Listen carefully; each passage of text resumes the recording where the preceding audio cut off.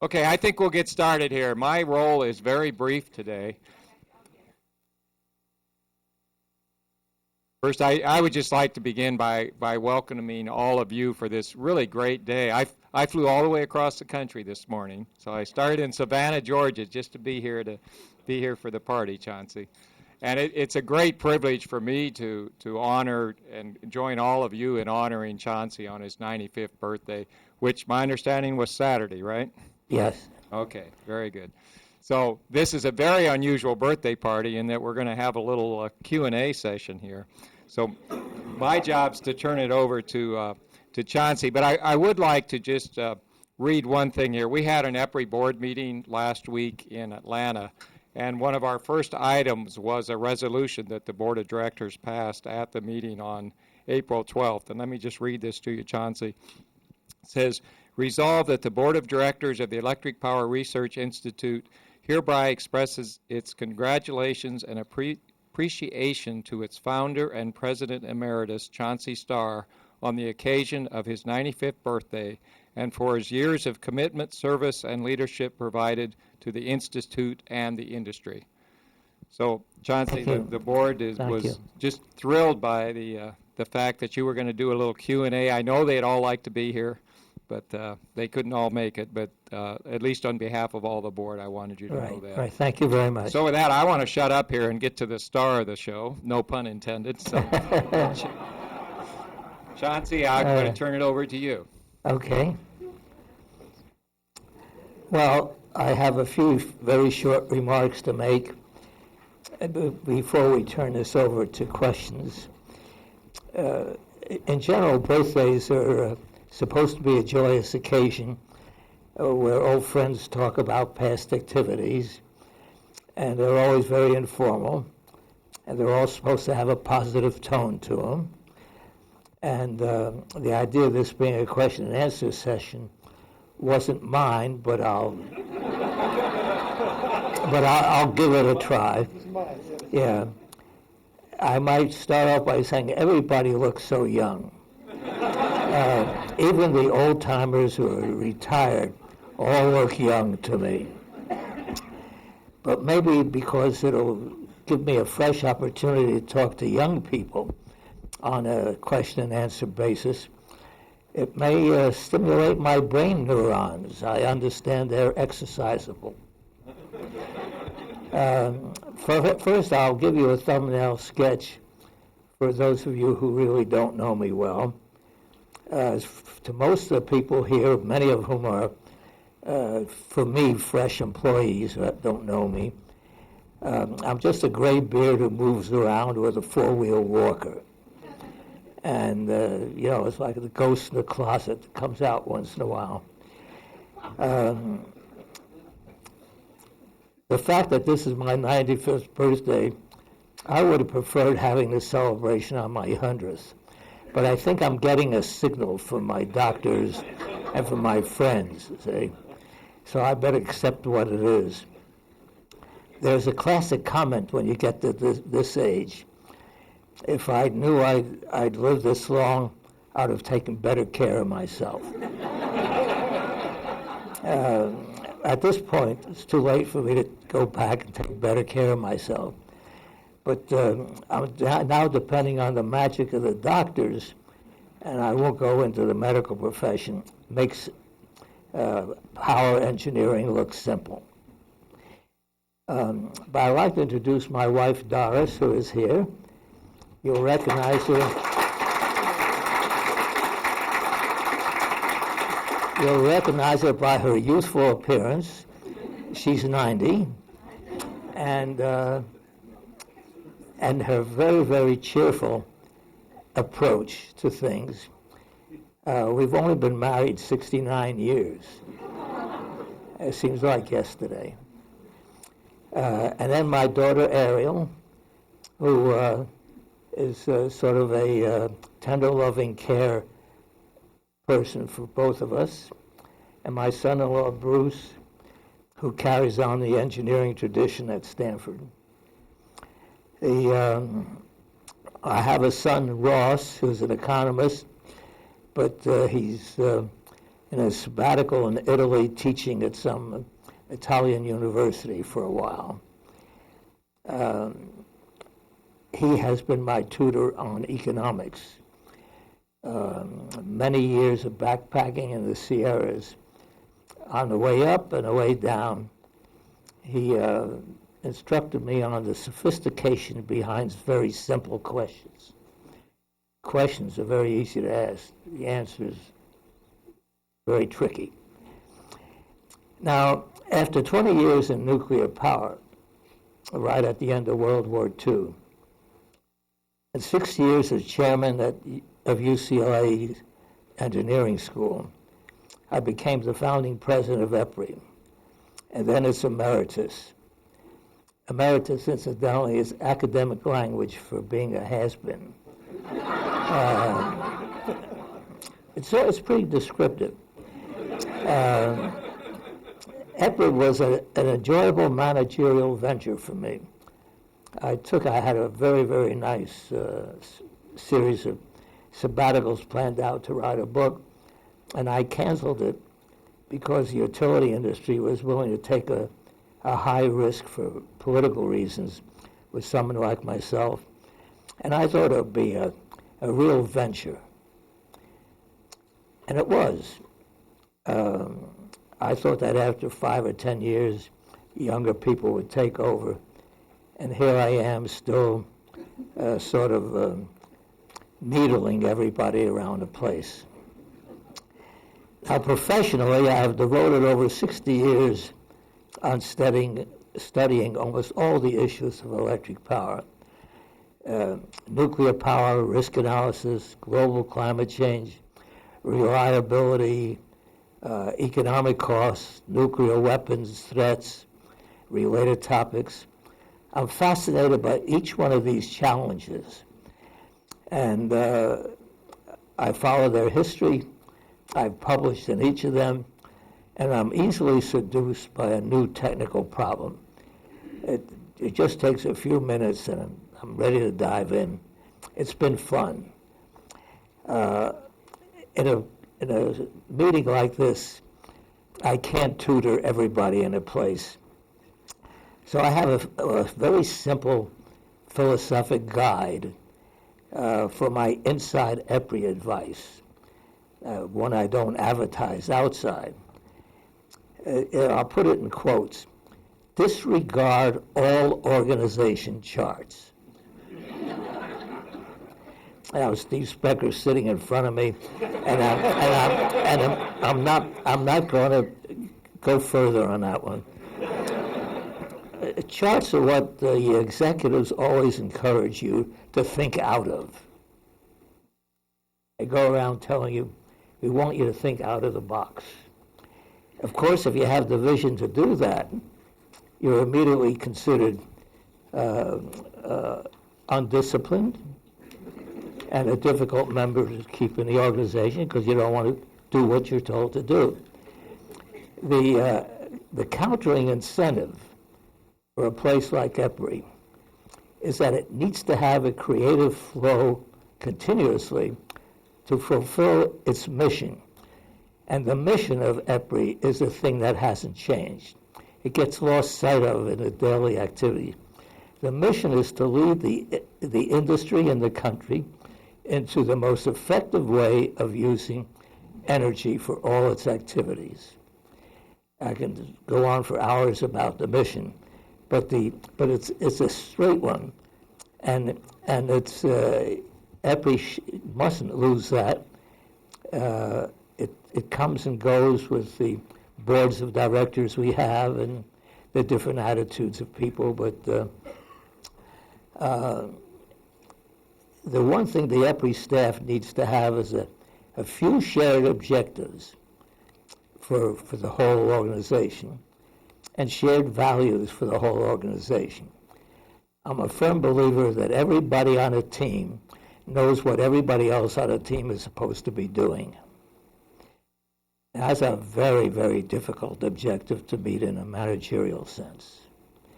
But it's the one way to get a whole organization really working effectively on getting anything accomplished, getting anything new, and getting a series of creative ideas develop. In any event, that's going to be that simple phrase, disregard all organization charts, is my legacy to EPRI. That's what I'm leaving you to keep thinking of. It's an unconventional lesson, difficult for R&D managers to learn and practice. So now I'm ready for questions. And I'm asking Bob Shanker to take over the activity. My pleasure. Thank you, Chauncey. As usual, I think that you've already given us some insights into who you are and where you see EPRI is in the big picture. For those that aren't familiar, I worked with Chauncey coming up with a few questions that we could discuss today. I'm the one to blame for the purpose of this meeting, and it's really as an outgrowth of me and Bob Intrican and a few others that have had lunch with Chauncey, and we've always enjoyed our lunches so much, and we always wondered how can we get other people to get a little bit more familiar with Chauncey and his personality and his insights. So this was my idea to have this sort of get-together today. I'm really pleased to see that we have standing room only for you, Chauncey. For those that are standing over on my left, you'll see that there's a couple of handouts. There's a brief resume of Chauncey, and I went over this resume with Steve Specker earlier today, and if we had somebody with this resume, we certainly would hire him, independent of age. There's also a list of Chauncey's, what I would consider his top 114 of his 400 papers listed there. And then there's one of the recent Scientific American articles also on the table over there for those that wish to pick it. And there's a few copies of this CD that was prepared about 5 years ago titled I Did It My Way, Chauncey Starr. In it, it talks a little bit about EPRI and the formation of EPRI, among other things. So with that, let me start the first question, and it sort of follows on to your last statement, Chauncey. And that is, why was EPRI formed in 1972? What were some of the shared objectives and values of EPRI at that time? And what were your biggest challenges and obstacles that you had to face to get EPRI to succeed in the early days? Well, the detailed history for that is very long, but the main point was that in 1972, the Congress of the United States decided that they couldn't depend upon the electric utility industry to take care of the needs of the country in a reliable manner. All this followed a huge blackout of the East Coast in the 1960s. And the industry started first their own internal study on what should have been done in the way of technical development to have mitigated that catastrophe. And the Congress did too, the Senate Commerce Committee. And they wrote a bill to create a federal agency. Now, about the same time, the big companies like GE and Westinghouse and others, who had famous ones, Stoner Webster Construction, who had done the planning for the electric utility industry of the country, had pulled back from a national responsibility. They used to have big walls covered with a national grid and took responsibility for the operation of the plants and the network. They had pulled back into their specialized commodities that they were selling, generators, transformers, hardware, because the grid had already gotten very big and unmanageable. And the detailed history of that catastrophe hung on so that in 1972, the Senate Commerce Committee was ready to put a bill into Congress, all ready to be passed, to create a federal agency to do what eventually became EPRI. The industry recognized at that time it had been a fairly private, investor-owned kind of activity, that the old let the camel's head under the tent phrase would come in, and they wanted to keep the government out. So they asked for permission for 1 year to set up their own research development center. They incorporated in 1972 under the name the Electric Power Research Institute, and then went around looking for somebody to lead it. I won't go through that search. They wanted information, and I wrote them a long letter on what the industry ought to be doing in the spring of the year. And then at the end of the year, they came to me and said, we need your decision. We need it right away. And I hadn't been offered anything formally. And because I was Dean of Engineering at UCLA and had things planned out. Well, I made a deal with them that if they'd let me do what I wanted to do for at least 5 years with no interference, I would gamble on it. And it was a gamble.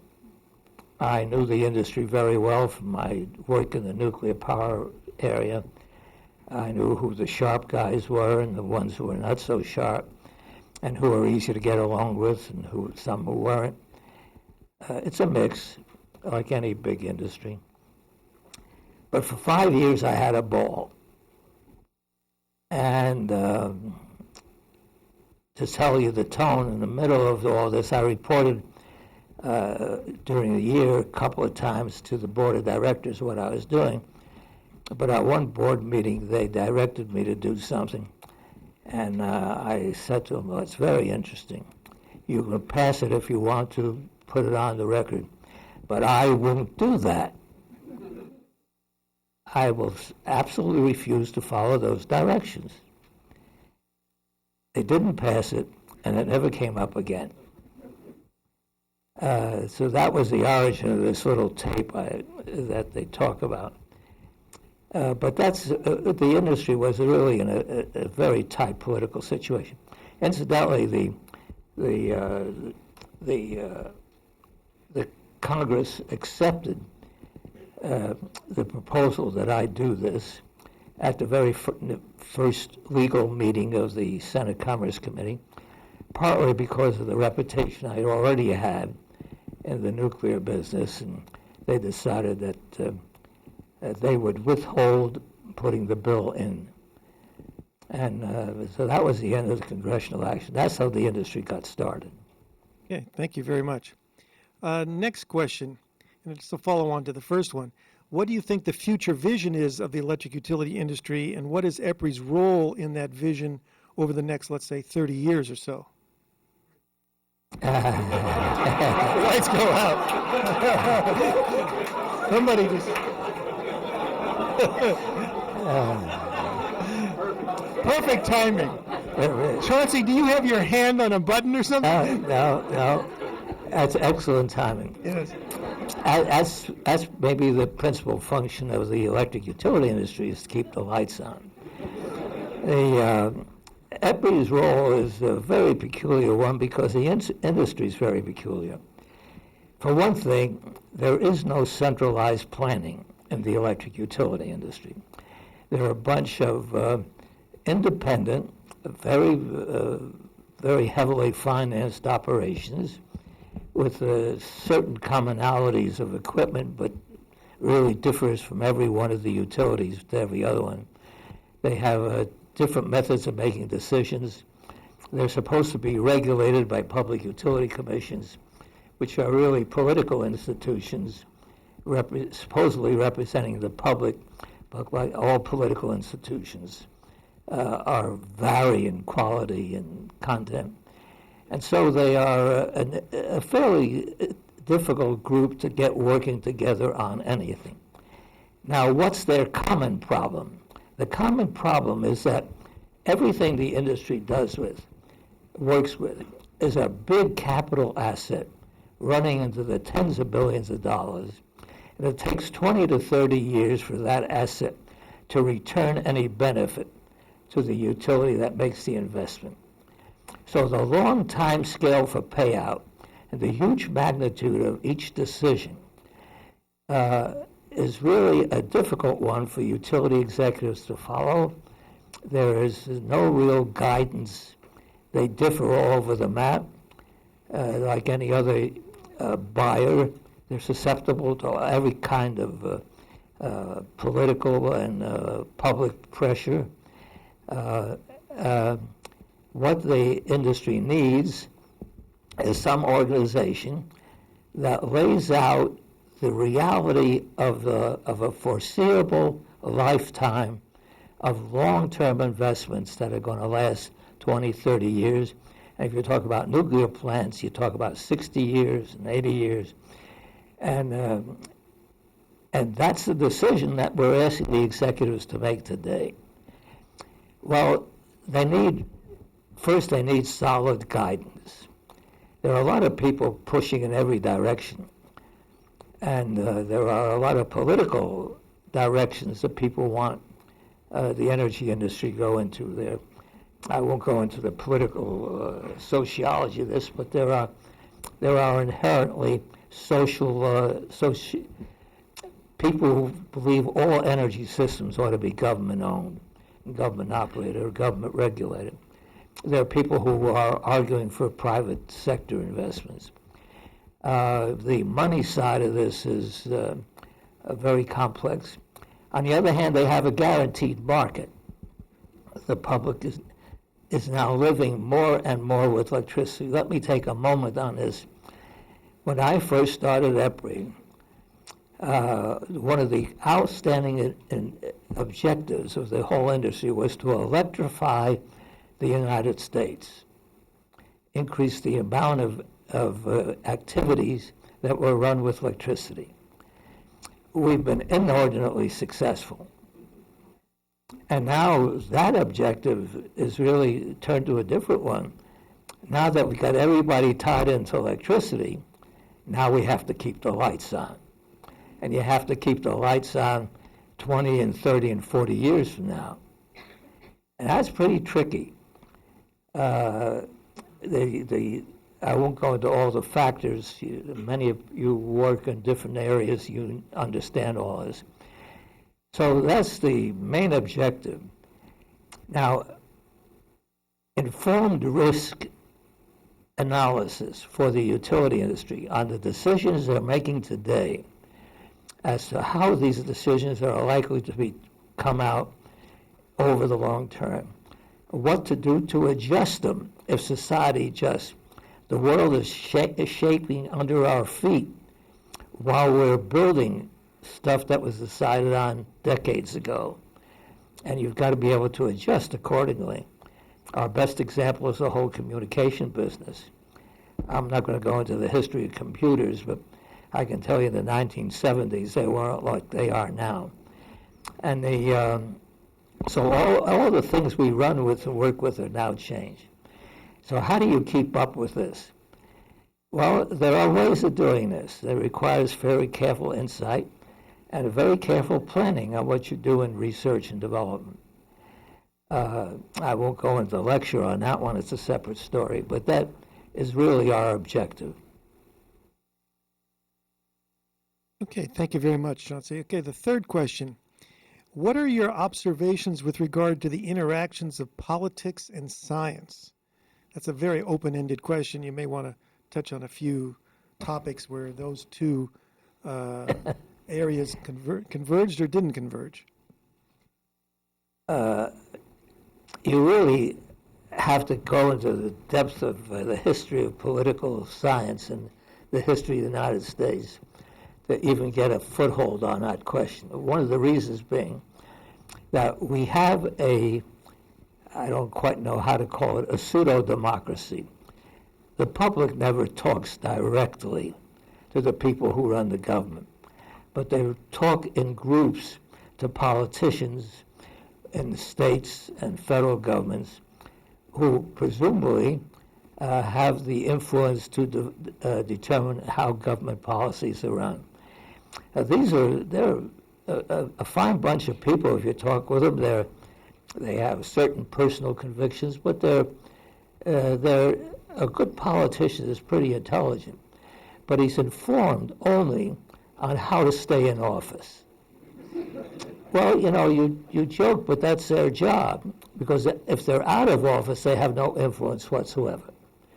In office, they have goodies to give away, goodies being the public treasury one way or another. And the allocation of public monies is probably the biggest single task of a politician in office. Now, there's nothing wrong with that because that's part of their function. What you want to do is have that at least intelligently spent. I won't go through all the things that almost everybody agrees on and we never get. We've talked about a national health service. We've talked about raising educational quality around the country. All kinds of good things for which we're rich enough to do. But that isn't where the money gets because the groups to benefit from that aren't strong enough. Now, when you come to the energy business, it's an open-ended pot of gold, and everybody who can get some money out of it will. So you get all kinds of pseudo solutions to problems. I won't go into all the things, but the recent one, of course, has been, and the one which irritates me mostly because it's so stupid, is the ethanol business. I mean, here's something. It uses up all the corn crop, and any analysis would indicate that it's going to cost more to get the ethanol as a working fuel than you're going to get out of it. It's not really going to substitute for oil. It's going to cost us more to do, or else we're willing to pay more money. And the farmers thought this was wonderful. So what's happening right now is the price of corn has doubled in a matter of months. Now, corn is what makes the tacos. And what you're doing is imposing starvation on big sections of the world that can only afford the elementary grains.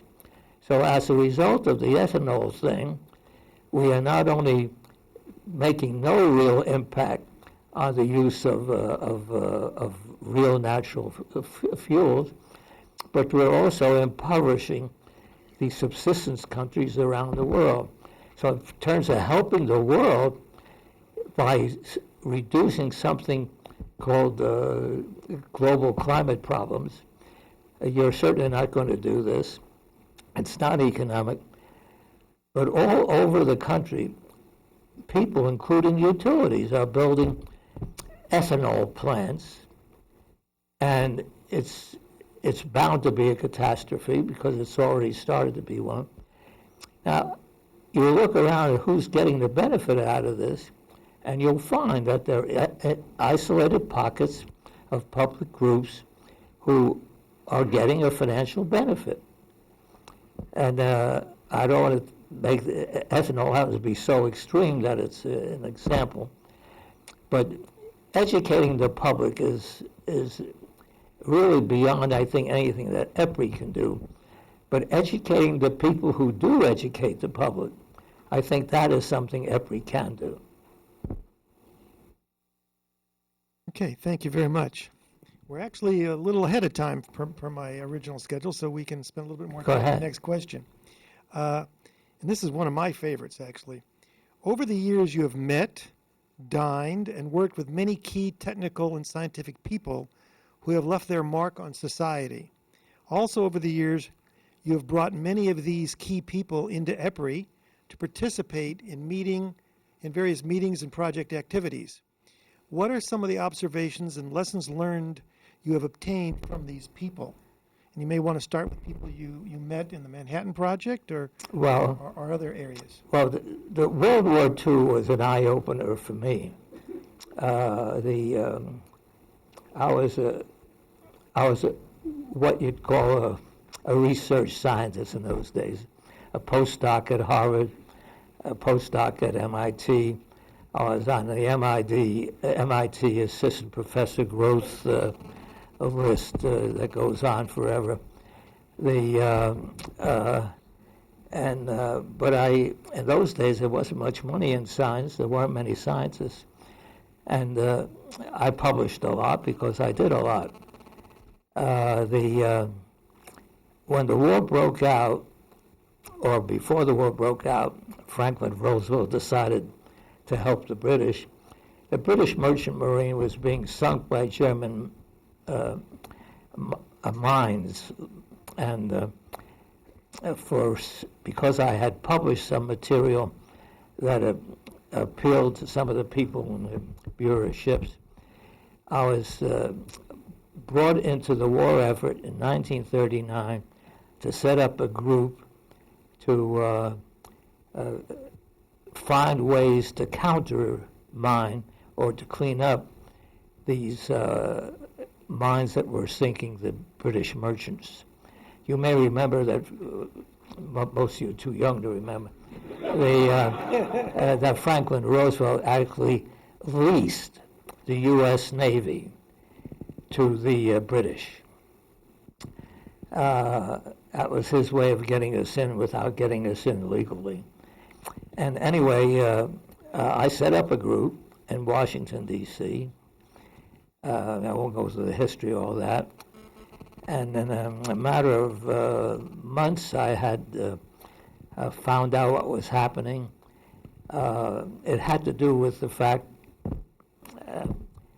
that the Naval Academy never taught real engineering to its officers. They didn't really need it.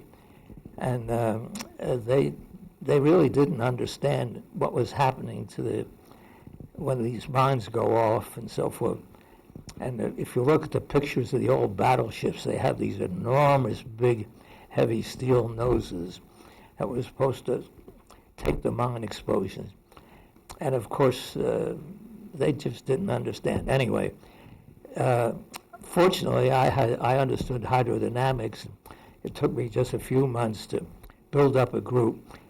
To tell you something about the period at that time, that was 1939, I had to have technicians to build electronic equipment, which I designed myself. We hired radio repairmen from the Washington, D.C. Mint. We had about a dozen of them brought together, and I instructed them how to make this equipment. It was fairly specialized. And we ended up by measuring the shock wave that these mines were creating. Now, I want to mention this because hydrodynamics is to me the most fascinating and unsolved area of engineering. We still don't understand what happens at multiple air boundaries when shock waves go through. We don't understand what happened in metal structures when shock waves go through and so on. But anyhow, I had this group going, and we worked out an analysis of what was happening. And the Bureau of Ships had already started to do field experiments. And in 1942, a few years later, E.O. Lawrence at Berkeley got authority to start working on the atomic bomb. The atomic bomb, incidentally, was announced, that is, the theory was announced in 1939, and I was at the meeting where that occurred. But they couldn't get the U.S. government to move on it until 1942. That's the famous story about Einstein writing a letter and all that kind of stuff.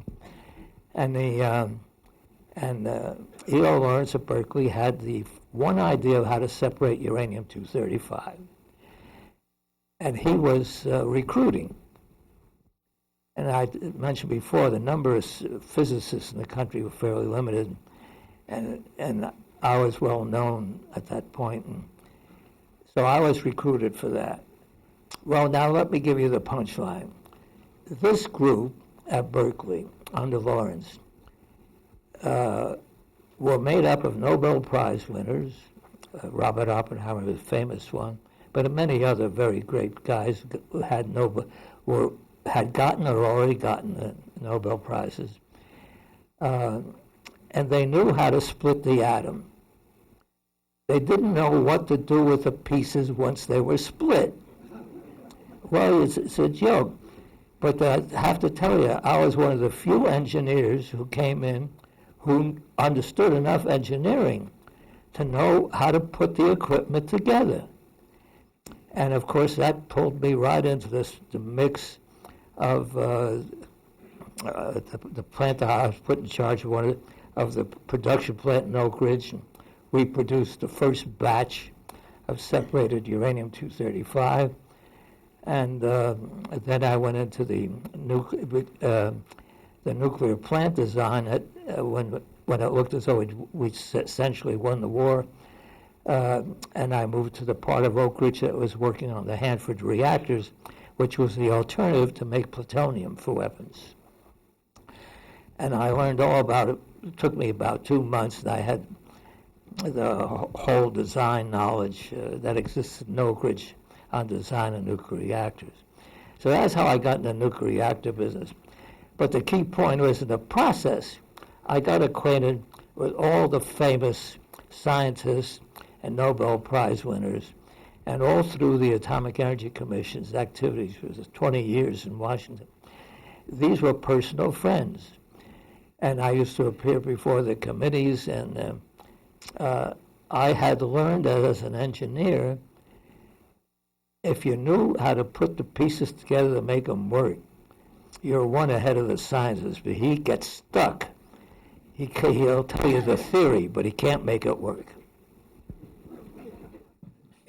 Okay, some of the people you've chatted about with me at lunch and others are people like Edward Teller and von Neumann and Rickover.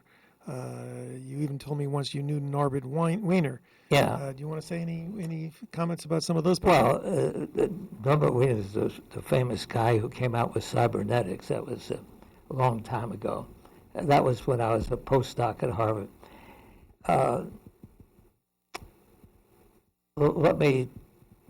One of my favorite characters to talk about is Admiral Rickover, but that's more interesting with people who have served under him. And he was a very, very persistent, single-track guy.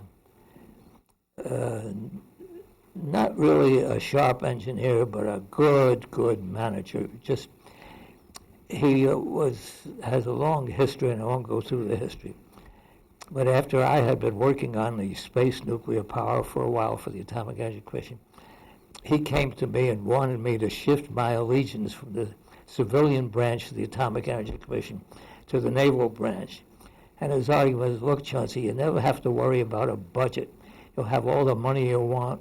I want you to put these new developments into the submarines.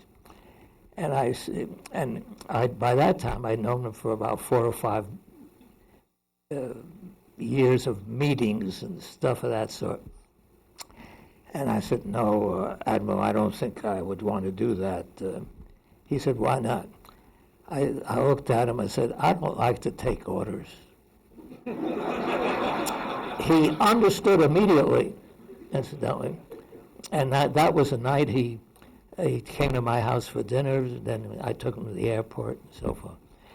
And we stayed good friends. The people who worked for him had a terrible life. And he was just a hard boss. He was on the go all the time. He was practicing being the nuclear submarine guy 24 hours a day.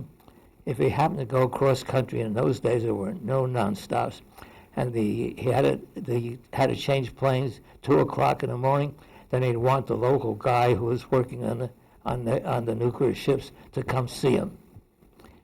And people who worked for him had no family life and so on. But he was a difficult man to argue with. He had to have his way. And I was more stubborn than he was. That's right. Okay. Okay, this is the last question. I'm glad we had time for it before we open it up to the general audience for Q&A. And that is, what do you think are the major technical accomplishments you have witnessed in your life, and what lessons learned can we learn from the evolutionary process associated with these technical accomplishments? You may want to touch upon nuclear power, atoms for peace, airplanes, Sputnik, communication systems, whatever. Well, that's an awful big shopping list. As I look back from one of the advantages of being at my age is I can look back at almost 100 years of development.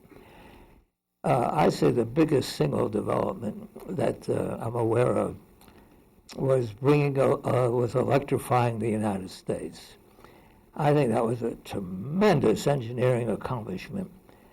That it just grew, and the fact that it didn't get into more trouble than it got into is, I think, a miracle. It was a tremendous accomplishment, and keeping that accomplishment going, I think, will remain the biggest single one. There are others that were really revolutionary. The shift of the development of the transistor into our present computing systems and our memory systems has changed the whole communication problems of the world, for good or for bad. We have really flattened the world on communication. And that's really revolutionary in a political sense. The technical job turned out to be easier than anybody expected. Incidentally, the guy that got 2 Nobel Prizes on this was a fairly good friend of mine when I was a postdoc at Harvard, and used to come in and watch me work. I was doing high pressure measurements, and of course he couldn't work with his hands, but he would ask a lot of questions. John Bardeen, his name was. He got 2 Nobel Prizes, both in the area of first for the transistor, and then in then in superconductivity. And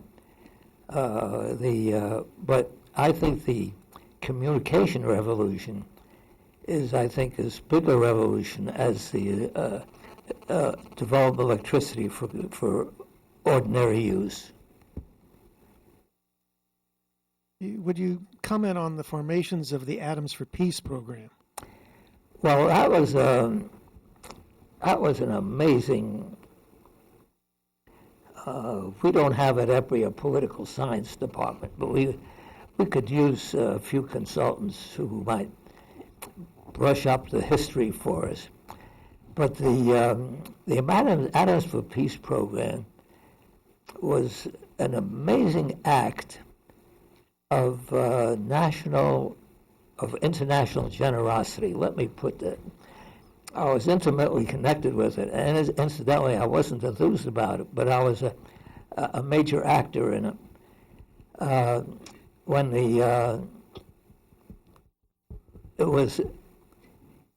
it all developed in a simple way. Eisenhower had to give an opening a speech at the United Nations in New York City. And Admiral Strauss was then chairman of the Atomic Energy Commission. Everything had been classified. Everything was secret. And he was looking for speech material. And Admiral Strauss, who was one of the Republican financial beneficiaries who had given a lot of money to this campaign, suggested to him that he talk about atomic energy. Well, when they got down to writing the speech, they decided they had to make this something of world significance. So he offered officially to make all the information on how you make nuclear power available to everybody in the world. What he didn't know at the time is that the Russians had already, through their spies and so on, knew enough to, didn't need U.S. help, and were very competitive. And the Russians sort of kiboshed that one. But in the process, they set up a series of international meetings, and I chaired one whole section of that, on teaching to the rest of the world what the technology was to do certain things in nuclear power and how you put it together and so on. Well, there were, that was a period, incidentally, when the Atomic Energy Act had just been put through. It was the U.S. was going to make nuclear power really a worldwide gift. It's been turned down by the Russians, and through the various other means, other nations have caught up. But that program, if you read the literature, was really earth-shaking in terms of its nobility. I was very proud of the country, but I was on the committee that, well, just should give you a little vignette in that. I was appointed to the committee to decide whether these little research reactors would be spread around the world to teach people how nuclear power plants work on a small scale and where their students could do research. And we had them at all the universities in the U.S., and we pushed them around the world, making available to fuel these things reasonably highly enriched uranium-235 to make them small. I was on a 5-man committee to decide whether the country should do this or not. I and one other man, also an engineer, decided that we shouldn't. But the 3 other members who were scientists decided we should. So that's the way it went. And I was actually fearful that I didn't know whether we could trust the other countries to keep this kind of stuff under control. Well, that's a long time ago, and we're still collecting the enriched uranium that we gave to these research reactors around the world, still getting these people to redesign these machines to use very low enriched material and to return the enriched uranium to us. The nation went through a period where we felt, incidentally, everybody in the business felt, that nuclear power was a tremendous, powerful thing for the future of the world. But the nobility of the United States to want to spread this around, and the fact the rest of the world didn't look upon it as a great generous gift, was a major disappointment. Well, from my point of view, nuclear power is an absolute inevitable down the road for all kinds of reasons. But it's been handicapped by a world whose values were not the same as ours. Okay, thank you very much. That ends the first part of our session, and now what I want to do is open the session to some questions from the audience. So somebody's got to start first. Is there anybody who wishes to start first? Go ahead. Karen Larson, say your name first. And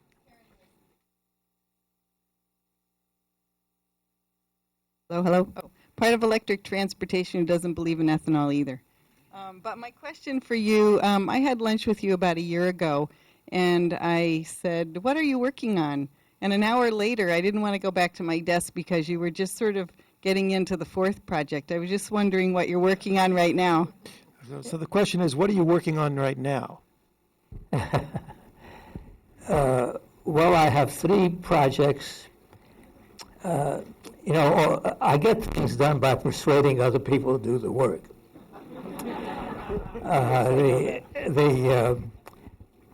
There's 3 projects. I have defined for myself the important things that I think EPRI ought to do. And if EPRI isn't moving fast enough in those things, I just push them in somehow.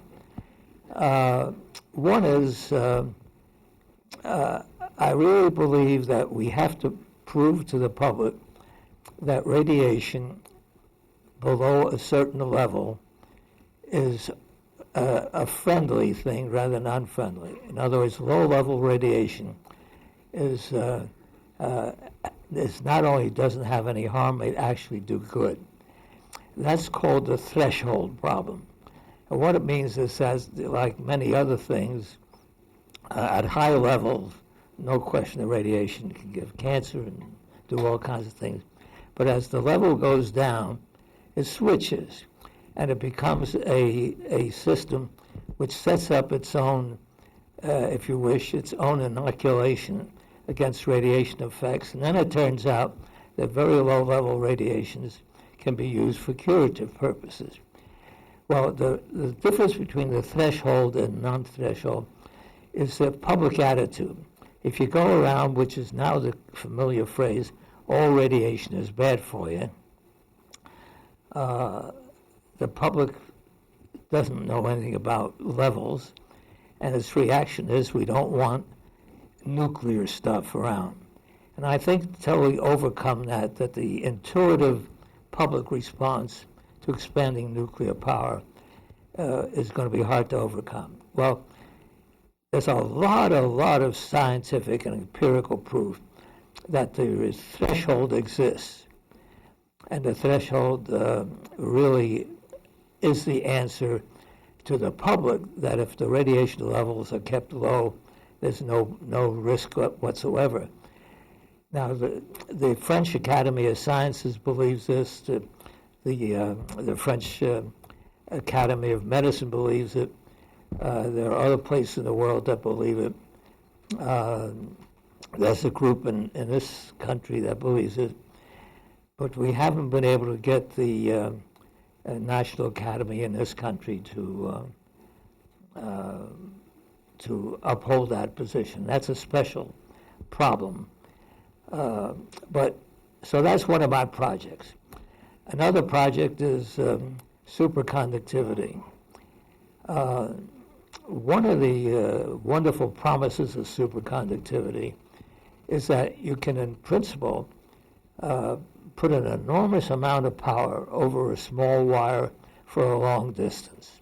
That's the promise. The difficulties of doing that haven't been overcome. But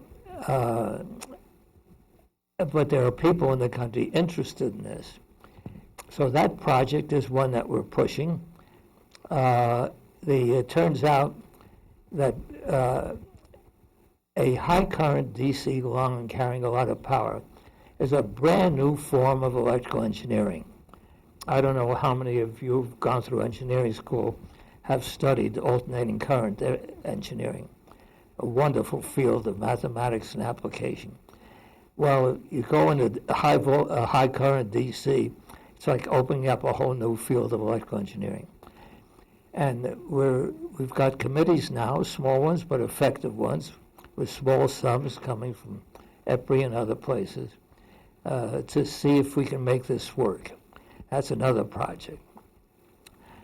My feeling is that if we could solve that one, we might be able to distribute future electricity on a smaller number of power lines.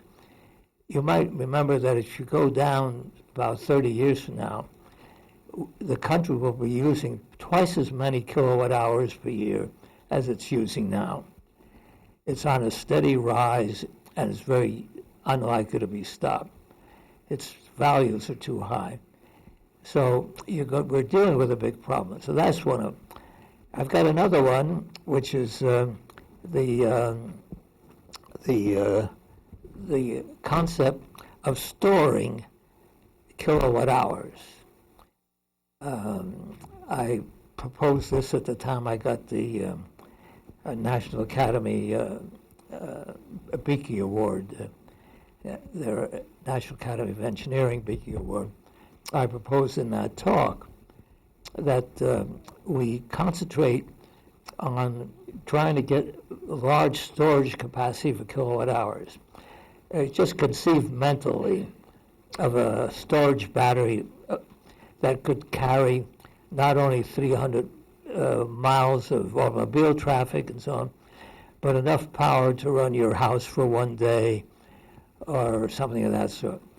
Now, the only difference between distributing electricity and distributing gas and gasoline is that gas and gasoline have storage capacity. You fill your tank, from another tank, and that gets filled with another tank. And so you don't really worry about minute-to-minute supply. We, in the electrical field, have to match supply and demand in millisecond levels, and that creates our control nationally of the electrical system very difficult. The storage capacity picture changes it completely. Now, we have at EPRI a program called the plug-in car.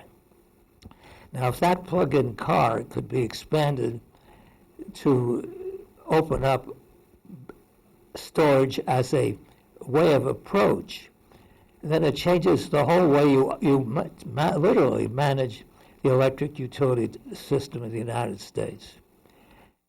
That one we're working on with our plug-in car people, and we're going to hopefully see if we can get more battery people in.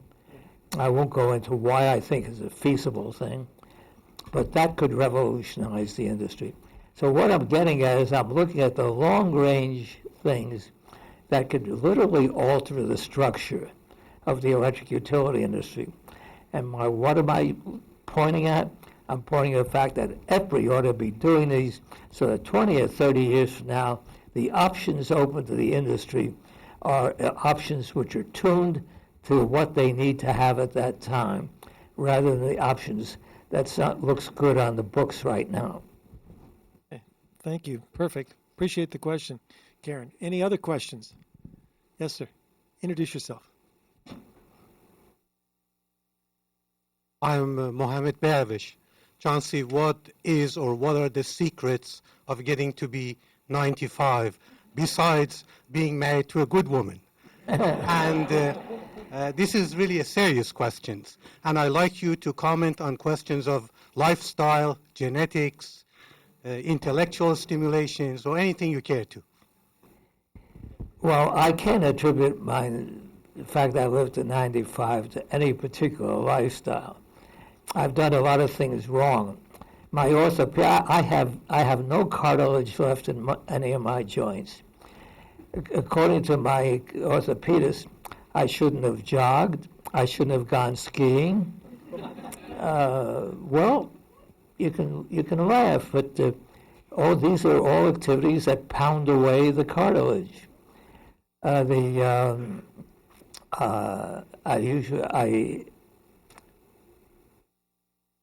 I don't watch my diet as such, but I eat modestly, let me put it that way. I don't know, I have no secret ingredients. I think I was just lucky with my inherited genes. Okay, thank you. Any other questions over here from this side? Okay, then over here. Here's one of our young old timers. Hi, Jim O'Brien. Chauncey, am I on? Okay. I learned a long time ago in the nuclear industry that it's very difficult to win a technical argument or win an emotional argument with technical fact. And so it kind of breeds the idea of maybe we should educate people a little bit better in the sciences. And I just wondered, is EPRI doing anything in the way of educating, grade schoolers or high schoolers better in science? Are we out there pushing so people understand even what radiation is, much less the level of it? I don't know whether EPRI has any school education programs formally. I don't think so. But the Atomic Energy Commission did. After 20 years, when the Atomic Energy Commission was killed off, it was killed off by the people who were anti-nuclear. And they actually was done in the Carter administration when they made the Department of Energy and made the Atomic Energy Commission part of it, and it gradually disappeared. It had a big educational program with school material and everything else. All that was taken away by the environmental movement, who didn't want nuclear power to spread. Incidentally, their point of view was fundamentally sound for their objectives. Whether they were in the interests of the public as a whole is a different matter. Their objective at the very start, I used to be a member of the Sierra Club in the 1930s and early 1940s. And that was a time when they cleaned up the trails in the mountains and stuff like that. But they developed the concept that the increasing energy availability meant economic expansion. Economic expansion would mean that the raw materials that come from nature would get used up. So the way to stop nature from being attacked was to stop economic expansion. And that was the basic thesis, which fundamentally is still the root of the movement, but it's changed in caliber. But so the anti-nuclear stuff, I remember debating with Ralph Nader on platforms on this business. And the argument was, we don't need nuclear power because we're not going to allow the economy to grow that fast because of the damage it's going to do to nature. And the Environmental Protection Agency is going to put limits on how much coal you can dig and how much this and how much that and so on. Now, so that they've had a kind of a root dogmatic position, which still exists even though they're now modifying it, because now they find that the public isn't buying the whole idea of limiting energy availability. As I say before, we've won the battle on electrifying the country. We can't go back on that. Public won't let us. But so this matter of teaching was tried, was stopped. We have to get it back. We're going to have to get it back on a different basis. Now, I think what we didn't do is that we made the Atomic Energy Commission made this error. It thought that by teaching science, even elementary science, it could convince people about the basic rationale of the atomic energy activities. I think that's a mistake. What you have to teach people is what the benefits are for having this availability. I think both from a political sense and a public sense, there has to be a better indication of what the values are to things that are of value to the public, not exactly how the science is you get there. And I think there ought to be such programs. Here and there they pop up, but they're not very successful. Okay, next question, please.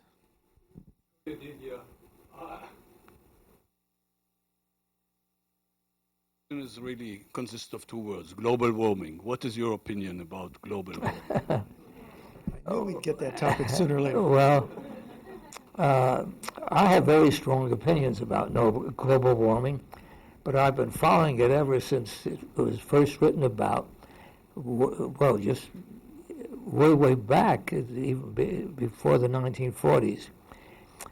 It all started because some physicists discovered that carbon dioxide has infrared absorption bands, which makes it a very good heat absorber. And the people who first found this was a matter of spectroscopy. I said, well, eventually, this is how the Earth stays warm. That's the argument of why the Earth doesn't freeze on us. And that argument's been picked up over and over again. It made a convenient argument by the people who wanted to discourage the expansion of fossil fuels. Now, fossil fuels are very destructive as far as nature is concerned. You can't hide that. If you're going to clip off the top of a mountain to get at a coal seam, you've clipped off the top of a mountain. It's destroying nature.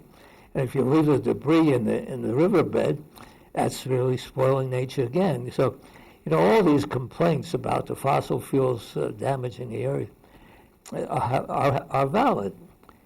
The question is, how do you manage it? How do you control it? But in any event, the question is, when you start looking around the world, around the rest of the world, including the United States, there are very few fuel sources other than nuclear power, which can be put out in huge amounts and which reduce the amount of fossil fuels you need to pull out of the earth. France is the best example of a successful country that did it as a matter of political policy. At the end of World War II, the French had a choice. They decided they didn't want to depend upon the Arab countries for oil, and they had the beginnings of nuclear power, so they pushed it. And they have their own gas company, their own coal company, very small operations in France. But 80% of the electricity in France comes from nuclear power. It's the cheapest, most reliable power source in Europe. Now, so my feeling is that the opposition to nuclear power has certain emotional bases. The Chernobyl accident, which has now been written about and explained, is still dug up. It's as an excuse for not moving. But coming back to global warming, my belief is that, and I give you all this introduction, I've been following the literature ever since, including the scientific stuff. I don't believe there's going to be any ability of the human race to reduce the amount of carbon dioxide in any significant way. And there are many, many reasons why what we're dealing with is a natural cycle for many reasons. The solar cycle, the rotation of the Earth's axis, the oscillation of the Earth, and it goes back some millions of years.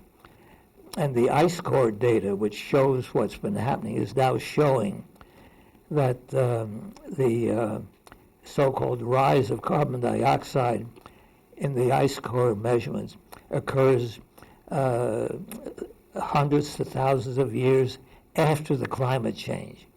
Almost all the ice cores now show that the climate change is due to the solar radiation changes and the geophysical changes. So my feeling is that 20 years from now, 50 years from now, it's going to dawn on somebody that that people aren't going to be able to manipulate the climate. If there's any sinful source for climate change, it's nature. But our ability to manipulate nature is extremely limited. Now, how long it's going to take for that to happen, I don't know. Somebody's going to have to put out a better movie than Al Gore did. Yeah. Okay. Next question. Bob, introduce yourself. Bob Shaw. When you came to EPRI, you made reference to the fact that you said you wanted 5 years to do it your way. And you did things your way in a different way than other research institutes had been organized in the past. And I'm wondering, which of those features would you point to with great pride and say you were really happy you did that? And are there some things that if you had it to do over, you would do it differently? Let's take your last question first. I would have asked for an agreement from the utility industry for 20 years instead of 5 years.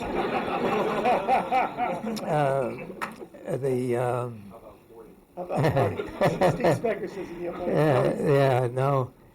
There is, I really believed, incidentally, and what I left us here is my legacy of don't pay any attention to the organization chart. Whenever a problem came up, I pulled in everybody around the place who was able to even talk at all, to talk about the ideas. How do you tackle this problem? How do you do this? How do you do that? And I set up, we actually had a way of doing this. We separated skills, but not responsibilities. That's the difference. We had what we called the matrix. The metallurgists had one group, but they were pulled in for everything that had to do with metallurgy. And each group existed as a group of skills, but they were pulled in for problems.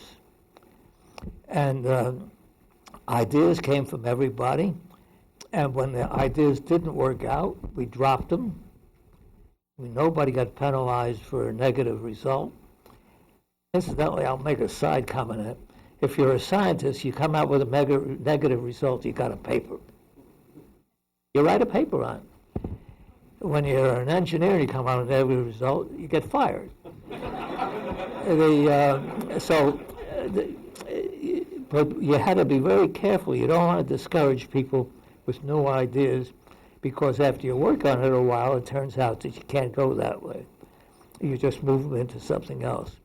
So there's an atmosphere of team operation, team objective, a team sense of accomplishment, and a continuous reorganization of how you tackle a problem. I know why organizations exist, organization charts, because no chief executive can possibly handle all the aspects of an organization in his own head. Now, managing a disorganized group of teams is a skill. I happen to have had the skill because that's what World War II and the obligations of World War II taught me. That's how I handled my job at Oak Ridge. I would just want to mention, when E.O. Lawrence sent me down to Oak Ridge to run the Y-12, the electromagnetic plant down there, ostensibly I was supposed to be the interleaving inspector between what was coming out of his laboratory and what we were finding in practice. Stone and Webster insisted on that. They said they couldn't put together the engineering drawings for a plant which got changed every day by somebody at Berkeley. But when I got there, E.O. Lawrence made it very clear to me, Chauncey, we're not going to send you anything. You run it. So I learned how to run it. And there were a whole series of major incidents that could have shut the plant down, which I sat down and I had a 24-hour, 7-day-a-week team of engineers, all drafted, incidentally, running the experimental plant. And we ran experiments. What worked, we proceeded with. What didn't work, we dropped. And I learned how to move with what nature was telling us, but using lots of people with lots of ideas and lots of trials. And it's a skill that after a management while, after a while you use it. You just use it automatically. And I still do this. If I get interested in a problem, I start asking. Within EPRI, there's a lot of talent. The problem is, how do you get that spigot open? And the way you do that is I call people in and say, what do you know about this? Educate me about this. Have you looked at this? Have you looked at this? And pretty soon I find a list of connections. Yes, this guy's been working on that, and the guy somebody else was doing something else. And the two things link together. And pretty soon you can lay out a reasonable project. And the first complaint I get, it's not on my duty list. That's why I don't want to pay attention to the organization chart. And I don't believe anybody. I'm very pleased to see the crowd. I'm very pleased with the honors that I've gotten over the years. But I don't believe there's anybody that has all the wisdom and knowledge in his own head. What the wisdom and knowledge comes is how do you get it out of other people's heads? And that's the skill, and I think that's where I feel I have learned, and that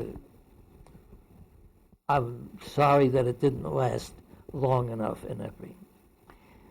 Well, you really have two questions. One question is whether competition with China is a serious issue for us. I don't think so. I think I would urge the Chinese to move ahead as fast as they can move, to learn by doing. We have at EPRI constant visitors groups from China. I participated in one of the early groups when their central planning group was visiting here. They're high-level people. Their problem, of course, is this enormous population and keeping it under control.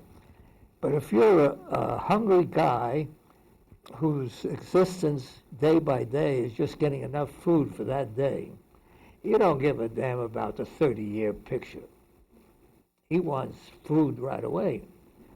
And from the point of view of the Chinese, that's their real problem. If you visit there, which I have, and you go into the hinterlands, which I have, you find that once you get away from the big cities in China, it's pretty primitive. They have a big job of a developing country. Now, they also have an amazing capacity for free organization. I'm on the board of a little company that started a Chinese branch, and it's just boomed. The government is keeping hands off. It's raw capitalism let loose in a country that needs everything. But I don't think it's competitive. If they can come out with anything new and demonstrate something that works, then we ought to use it. I don't object to Toyota putting out some new automobiles. I object to the fact that General Motors had them in their laboratories for decades and never used them. The guy that ran the GE laboratories used to be on one of my risk groups, and in the laboratories they had experimental vehicles of all the kinds that Toyota came out with. Nobody at General Motors wanted to stop the sale of their existing equipment. I mean, as long as they could sell an old-fashioned automobile and people will buy them, why run the risk of opening a new product line? And so my attitude about the Chinese is twofold. One is they have a hell of a problem to take care of with that enormous growing population. India, incidentally, has got an even more confused problem. They are ready to try everything that might possibly work. They're going to build, as you know, as many nuclear stations as they get financing from, and they're going to get it because their economic growth is paralleling their energy growth, and so they get enough income to pay for these things. I say it's raw capitalism with a minimum amount of government control. It's an interesting observation, but I don't think the Chinese are competitors. I don't think the Chinese want to go to war with us, and if they can beat us economically, that's our fault. Okay. Yes, Evan Hughes, back.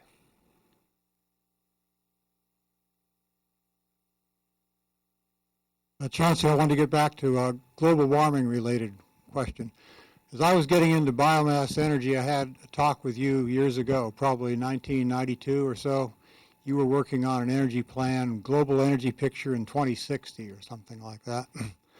I remember when we mentioned global warming, you said something about in 50 years we will manage the Earth's atmosphere. You didn't bring up that perspective in your related answer a while ago. Do you still think that may happen? My point of view has changed because I've learned a lot.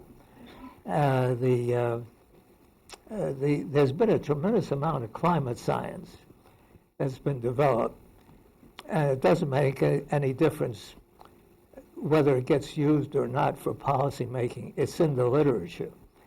And what the climate science is showing is that the correlation of climate change going back millions of years has had a swing just as big as the swings that have been projected from the present global warming, and that the principal correlations have been with natural events, not human events. You know, the Earth has changed its axis a couple of times. That changes all the meteorology. The emissions from the sun have gone through big oscillations, and there have been records of that because the ancient astronomers used to keep records of sunspots and things of that sort.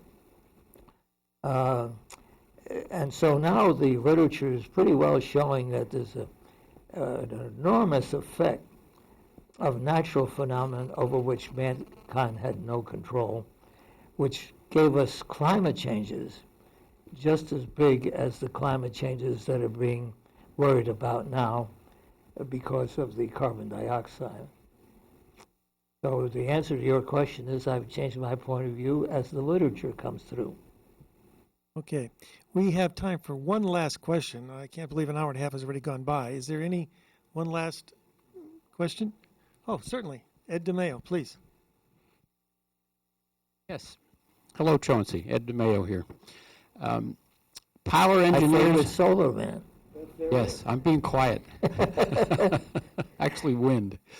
Power engineers in this country are getting older and older, and very few young engineers are going into the power business, or into the power sector. Is that something you're concerned about? And if so, is there something we could do about it? The answer is yes, I'm concerned about it. I don't think the situation is just as black as you point out. The utilities have to hire replacement engineers as the older ones retire. They're doing that.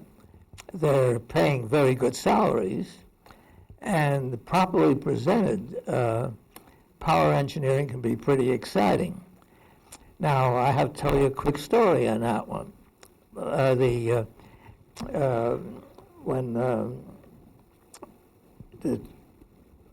after the Atomic Energy Commission was formed, and we were trying to instruct the utility industry how to prepare for nuclear power stations and so on, we had meetings with the people from the electric utility industry, and I and some other people had a panel on what you have to do to get technical staff to get familiar with nuclear power so you'd be able to handle it when it got on your system. The idea was to hire people with that kind of background. And after we got through on one of these panels, the man who was then chairman of Southern California Edison got up and said, Chauncey, you're way, way off.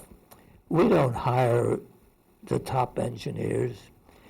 We want the great C engineers who can go in and are happy to be superintendent of a power station.